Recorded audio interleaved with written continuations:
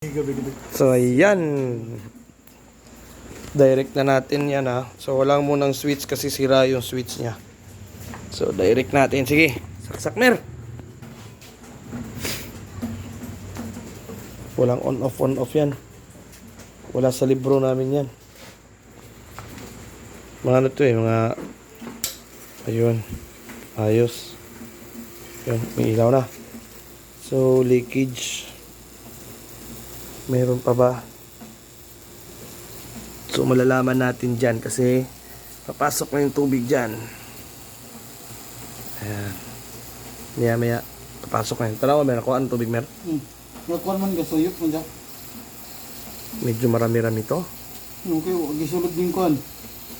Marami-raming kailangan yan. Oo. Ano? Wow. Eh, tingog na ang boiler. Ha? Tingog mo. Wala oy. Sige. I-off na ko na. Sa pagkiyaw ka na ako, may kurente. May kurente na eh. Wala eh. Sigop na ni mo ni.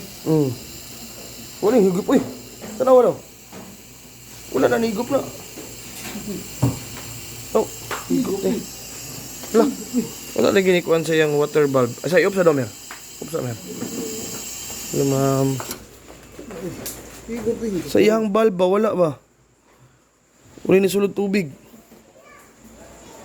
Daghan na ba yung nasuyop, di ba? Pila na. Daghan na laom na siyang bulb, pa sulod. Kano man yan sumpay? Lagi dapat na mo ko na siya sulod. Kay hangin galing na.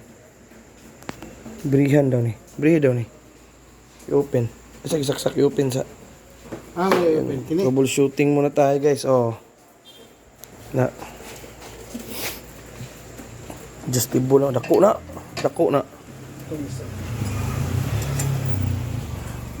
So yan. So abang-abang lang kayo guys. So pag ganyan kasi may water level kasi yan eh. Ito level. So dapat may laman yan. So pag walang laman, syempre buksan natin baka may nag-plug. Kanta. Ayan. Sige. Ayan. On lang. I-on. Saksak.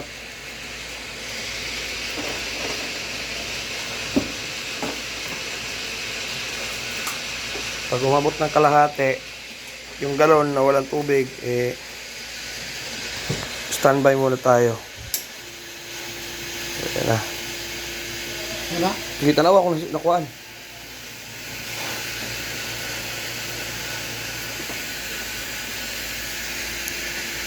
Laki-laking boiler din naman kasi ito eh. Ayun, meron na. Ayan, malabas na siya oh. Ayun ang tubig.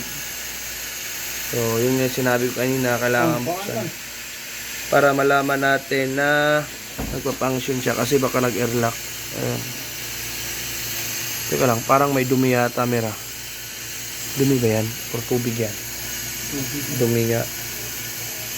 Napasukan ng dumi. Di bali, dito yun din naman yan eh.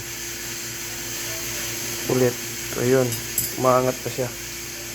So, hintayin natin na ma-reach ng boiler yung sensor niya. Kasi board pa yung pinapa-under natin dito guys ha. Board pa lang. Wala pa yung boiler.